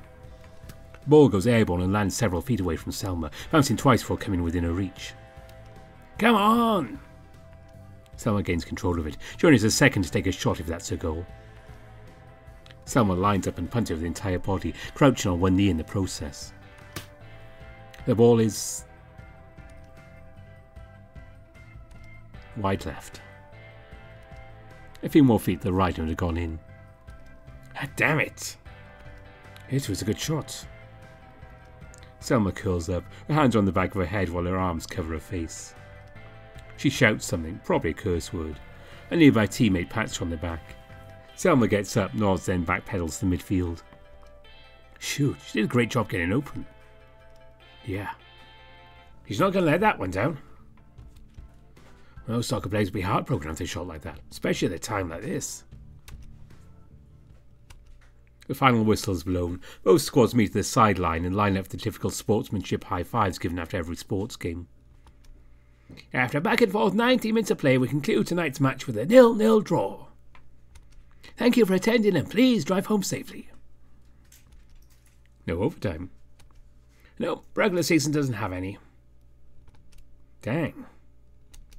The squads head into a doorway into the bleachers, where I assume the locker rooms are. That's too bad. All that work just for a draw? I hope Selma's alright after that. Don't worry, man. She's got nerves of steel. She just puts them all out on the field. A true soccer player at heart. Sandra is the same way. And again, female soccer players are a lot tougher than their male counterparts. Those guys are such crybabies. Yeah, it's like they all take acting classes. So Johnny would be a good soccer player? He would fit right in. You realise you also have to be good at the sport, right? You sure about that? I mean, look at Vic. Oh. Ruben joins in with Roger. Vic nearly falls back down in his chair from the comment. Emotional damage. Vic springs back up as soon as he says that. I thought you were above tip-tap. What? But I got it from you. Goes to show the Vic's a bad influence. I'll show you bad. Vic wraps his arms around Diego, putting him in a headlock. Bad dog. He pulls his body back, failing multiple times to get out. Excuse me, I'm a hyena. Ow, did you just scratch me? You play dirty, I play dirty. All the more reason to fear you. Diego puffs out his chest, making a slight flinching motion towards the hyena. The two continue to banter. Roger and Ruben pay them no mind, scrolling through their phones. I wonder the beach team is practicing now. Are you trying to pick up some chicks? Oh, no. We like to watch how they play. It helps us with our own game. Oh, that's actually a good idea. I mean, you'd wanted to pick up chicks. There's a bunch right here. Very funny. There's more to life than girls. Oh, of course, I don't really think like that. I didn't mean to come off as a creep. Yeah, man, we get it. Most guys aren't watching beach volleyball for the sport. Anyway, we should get going now. They just started a few minutes ago. Should I go with them? Not this time. I want to know how Selma's doing. Right. Have fun with that. I'm going to stay back with Vic. Oh, good, my dude. Later. Roger extends his fist out to me. I give him a fist bump back. I do the same with Reuben. Seems like Diego's done and loaded on Vic now that he's gone. Looks like it's just the two of us. Vic taps away at his phone. Looks like a children's toy in his hands. He furrows his brows frequently, having to repeat various motions many times. Stupid small keyboard, he mutters to himself. Vic pauses for a few seconds, then continues typing. Are you cool if I walk back home with you? Oh, yeah, sure. Cool, thanks. Vic resumes his typing. Selma's almost ready to go. We'll meet her down by the lockers. Great. He tucks his phone away in the left pocket of his shorts. Vic scoots his way to the bleachers towards the stairway. I follow suit. So, anything you're doing after this? Most of our wait was in silence. We've been waiting on Selma for about 10 minutes now. Not really. So that makes two of us. We start to hear footsteps emerge from the locker entryway. A few other players emerge before we finally see Selma come out. Evan, I didn't expect you to be here. I did some good old coercion to bring him along. Yeah, I guess he did a good job with that. He always does. Want to grab dinner with us? Dinner? Who said you were going to eat after this? My stomach would beat the crap out of you if my brain wasn't here. She raises an eyebrow, pointing to her head. Don't be surprised when I leave you hanging during your season. Vic gasps. You wouldn't. Oh, yes, I would. We begin our walk out of the stadium. What are you in the mood for? I don't know. There's so many options here, even in the college part of the city. Having to choose one is going to be impossible. Evan? I scratch my head, still looking down at the pavement. I can't think of anything. Anything? Fuego? I'm not in the mood for pizza. Well, that's all I got. It's the only place I know about anyway. Harvey's? Oh, that sounds familiar. That's the other direction. Right. Want to go into town to eat? Sure. And there's even more options. Dear Lord help me. Evan, you good? Oh, what? No, of course. Seriously, I am. Just don't expect me to have much help choosing. Yeah, probably shouldn't ask the newbie where to eat. We got you. The path we're on begins to thin out as we get further and further into town. We eventually find a quaint Mexican restaurant on one of the block corners. It's pretty good, but most of our time there is spent chowing down. You do not want to get between an athlete and their food. The only downside is the nearby blocks are pretty narrow. Vic has to take a back seat behind me and Selma as we walk together. Oh, that was nice. It's like you're a completely different person now. Food is the cure to my grumpiness.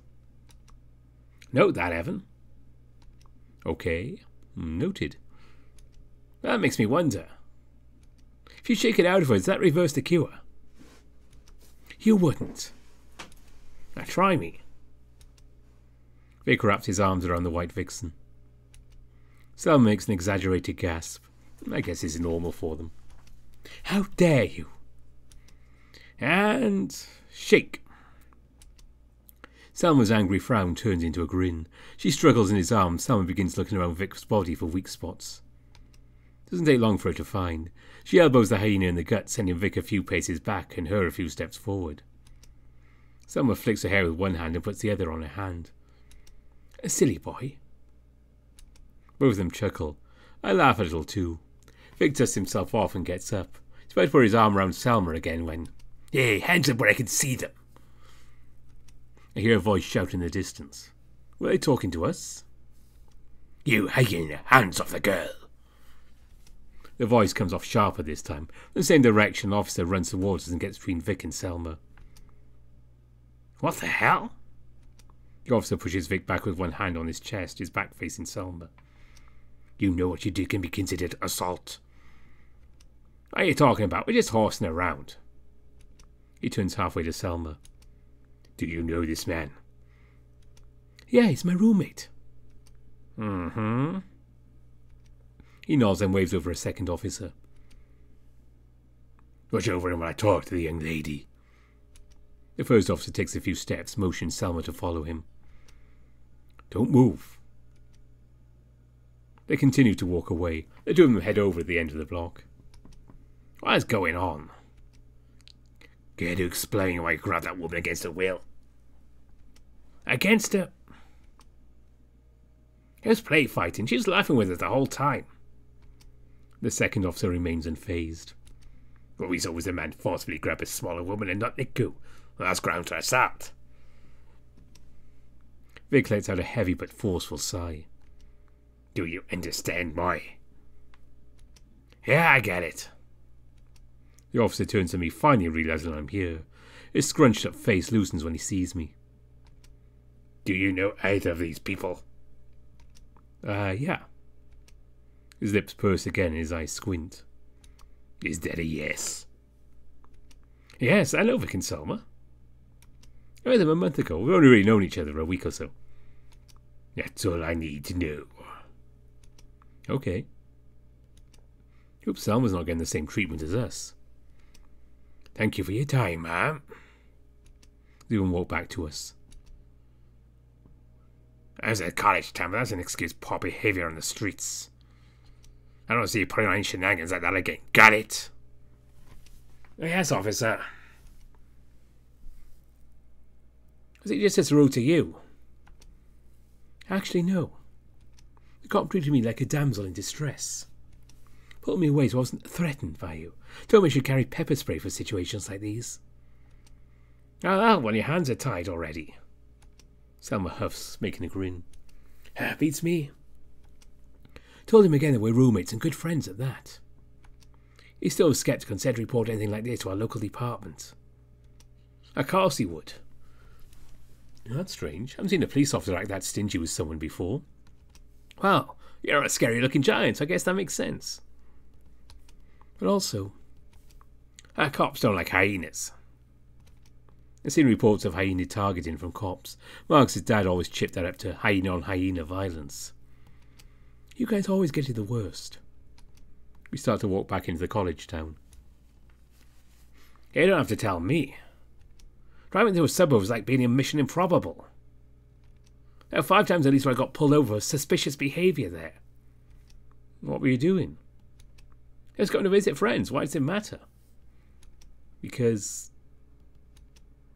why does it? I don't know. When I've been pulled over, I'm always asked what I did wrong.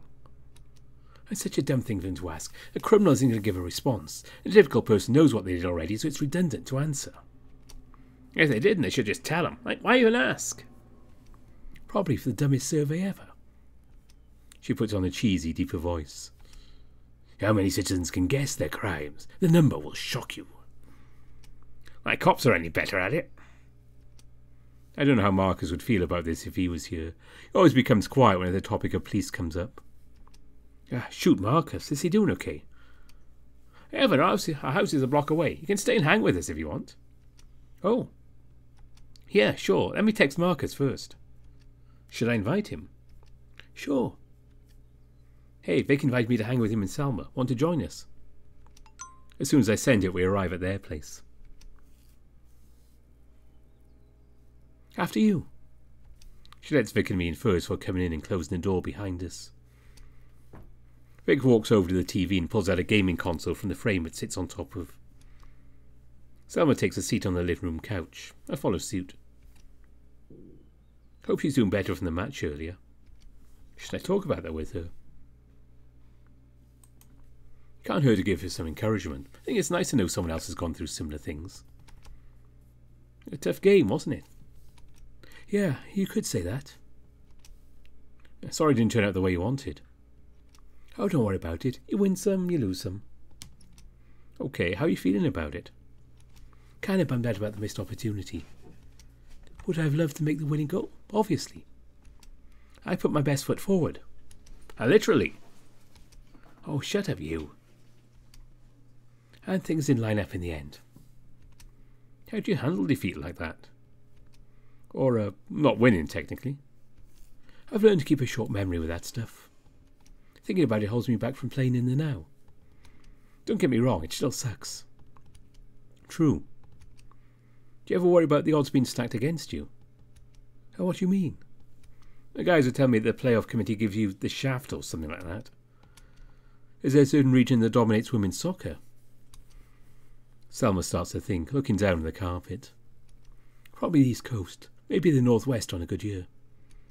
The problem is, our wins get overlooked since we aren't considered a power conference. That's not fair. You look as good as any other team I've watched. Well, thanks, Evan. This is collegiate soccer, so that's kind of the norm. I'm serious, I think everyone's sleeping on us. And that makes a very likeable team. Someone that isn't on their high horse of championships or past clout. You're onto something, I know it. That's very nice to hear, thanks. Oh, glad I could help. I start playing with my fingers, trying to think of something else to say. So, what games do you play? Games? Selma raises an eyebrow. This question is a lot harder than I thought. Alright, let's fire up this bad boy. I swear the house just shook, did it not? At least the TV and console seem fine because they turn on fine. And not much of a gamer? Oh no, it's not that, it's just... The ones I play are pretty boring. As long as you enjoy them, that's all that matters. People are shocked when I tell them I kick Vic's ass at Super Smack Bros. Come on, you're exaggerating. Vic turns back to the TV screen. His character unloads a round of bullets on some weird alien creature swarming him. I started playing way before I met you. Selma turns to Vic briefly and then turns back. I grew up with 4 brothers. All of them are older than me, so whenever we got something new, it's usually their choice. Damn, no preferential treatment with the younger sibling. My family didn't believe in coddling anyone. Guess I got a little lucky with mine. Selma chuckles. Yeah, we didn't have that many games. The ones we did have were all fighting games. Guess you could say it was because my brothers always loved to fight. Mom and Dad were relieved whenever they were mashing buttons instead of smashing furniture.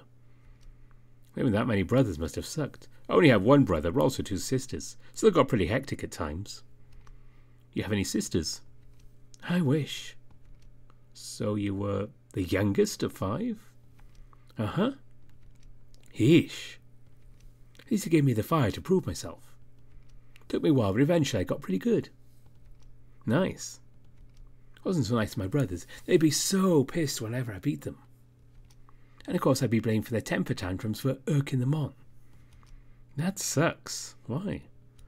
Well, my parents weren't so fond of me getting into boys' things. Besides, soccer, I was expecting all that traditional crap you expect a girl to do in a Christian household. Like what?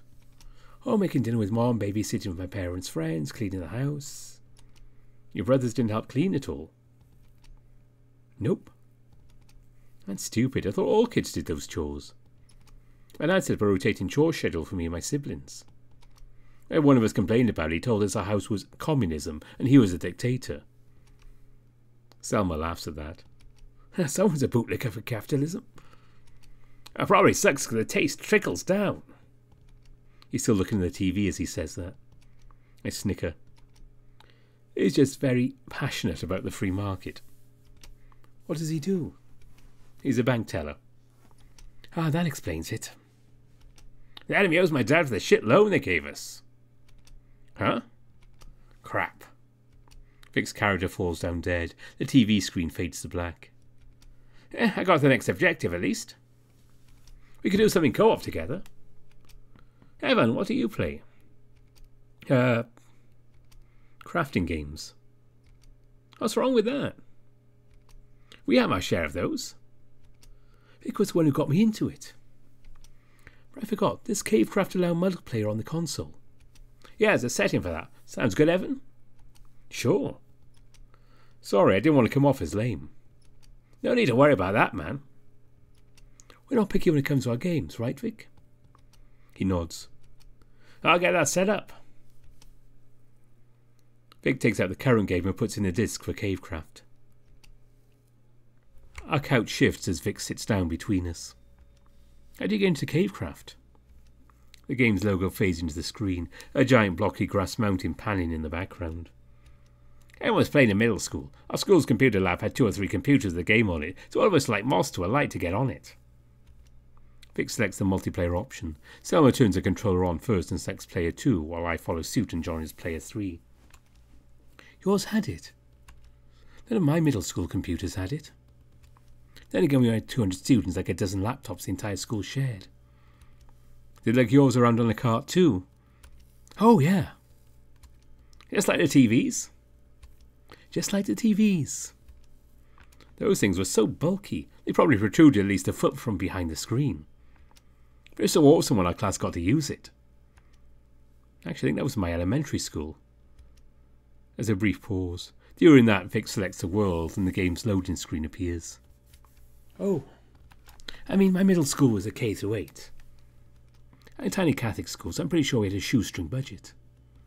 Hey, we've still got recess in like other middle schools.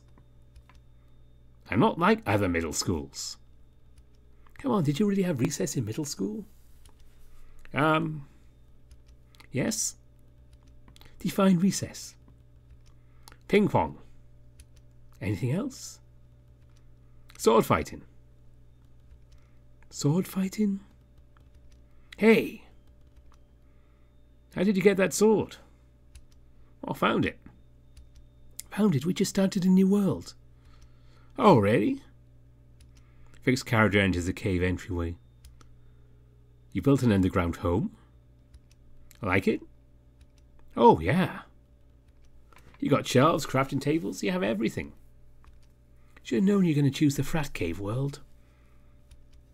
Gonna join us, Selma? Yep. To the frat cave!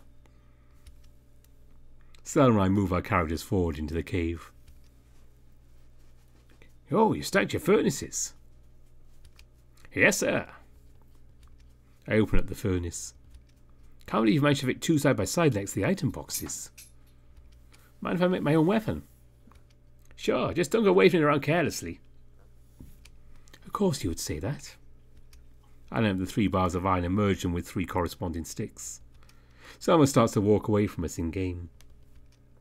I don't like to brag, but I wrote a few rooms with redstone. Sure did. Want to show them to our backyard? A backyard in a cave? Why not? You can always build down. Until you hit bedrock.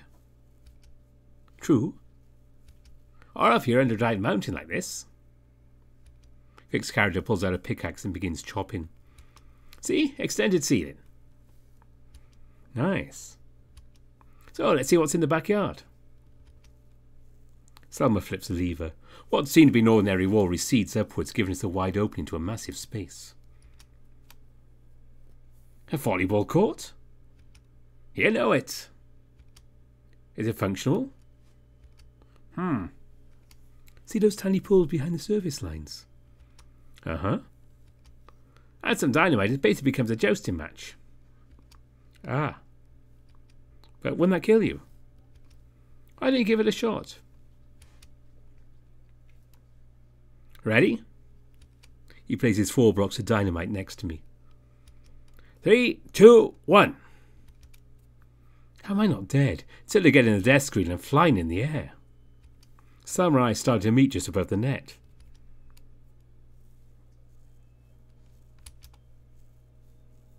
No fair, I didn't know what I was doing.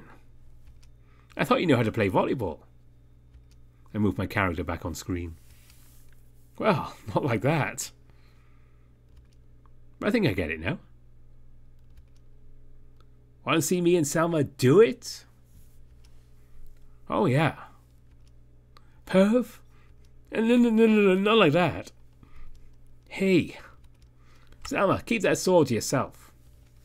What, afraid I'll put it in you? The two begin to duel. I stand off to the side. Oh, Mark has finally responded. Oh, don't worry about me. I'm good. Going to bed early. Damn it! Marcus texted me back. He's going to go to bed early. It's only 7. We're okay. Yeah, strange. I shouldn't bother him, though. Maybe he's just really tired. Maybe he had a rough first week. One of our classes unloaded hell on us. Everyone gave his homework before we even started. Man, that's rough, guys. But we'll get through it together, right, Vic? Our conversation stays into our class schedules. Both of them are busy Tuesdays and Thursdays while having lighter Mondays and Wednesdays. Vic, however, had to snag an additional lab on Friday because he was the only one offered. Poor guy. And it kind of works out that Vic's practices end right when mine start. Does he bring you anything to replenish? I will now. Wouldn't that be delightful? But what about you, Evan? What about me? What does your fall quarter look like? I mean, it's only my first one here, so it isn't that rough. No shame in that. You don't want to get ass blasted at the start. Selma turns to Vic, raising an eyebrow. The two of them share a short chuckle between themselves. What do you have this quarter? Global communications. Gross. Uh-huh. Then I'm taking my final lower div classes for the sport admin major. Not bad. We keep talking about school stuff while exchanging various anecdotes about our new classes. We end up spending the next hour further exploring the cave's inner workings. Eventually it's completely dark out. I think I'm starting to fade. I should probably get going. Alright, need any help home? Thanks, but I'm good. Worst comes to worst, I have my address on my Maps app. Cool, text us when you get home. Wait, I don't have your number. Oh. I can give you mine and Vic's. Feel free to text either of us. I open up the Contacts app and hand the phone over to Selma. She spends a minute tapping at it before handing it back to me. Thanks. No problem. Have a good night, man. Same to you guys. I get enveloped in a bro hug from Vic, followed by a less massive one-arm hug from Selma. Guess I really am getting along with these guys. For now, at least. Good night. I open the door and see myself out. The walk home wasn't terrible. Slightly breezy, rather than that, I couldn't have asked for a better trip back. I open the apartment gate and head inside of my apartment. When I get inside, there's no trace of Marcus. I lightly tap his bedroom door. Marcus, you in there? He grunts at a quick, Pray his covers shift and his body fall back into the bed. I give a casual good night in response, then do my own bedtime routine. Once again, the day of sun took a look out at me, and I'm out soon after.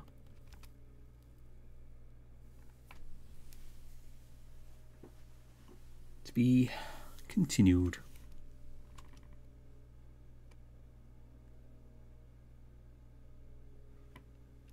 And don't forget, you can also download Ocean Avenue from Itch, and you can support Dirk on Patreon. He not only does Ocean Avenue, but he has his own channel on YouTube doing VN readings, and he gives much more feedback than I always do when I'm reading these things. It's always worth watching and listening to him interact with the chat. And he has a really cool animated character on screen now. You should go and check that out. I'm impressed with it.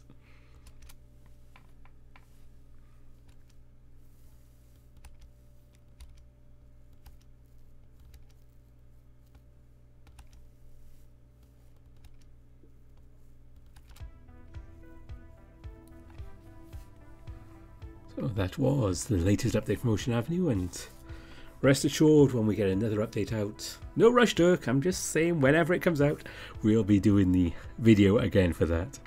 But next weekend we'll be returning to Hammond Manor, and more from Password, and maybe on the 21st or so there might be a bit more Tyson stuff. I'm not quite sure yet, depends how the weeks are going, because work is keeping me busy, so that's what keeps the lights on around here. But what also helps is my Patreon, which you can also go to and support me. How's that for a segue?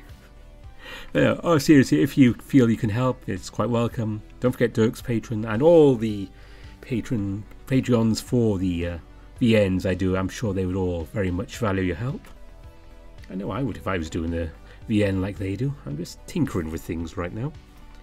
But speaking of the top patrons, they are Burnt Toast, Kartek, Kovas Vissa, Besuksu, Larkaskaton, Bastion, Brian Hall, Gunnar Muller, Tiger Cub, Ida Corval, Anubis Silverwind, Brandon Bradford, Dissonance, Grizz, Spiderling, Kopi, Sindri Dragowolf, Marcus, Evan King, and Monolay. Thanks to them especially, and all my patrons. I do appreciate your help, like I say. But that is it for now. I'm going to wrap up what I can actually see what I'm doing. It is actually 10 to 5 in the afternoon here, but it's got incredibly dark outside. I think we're going to get thunder.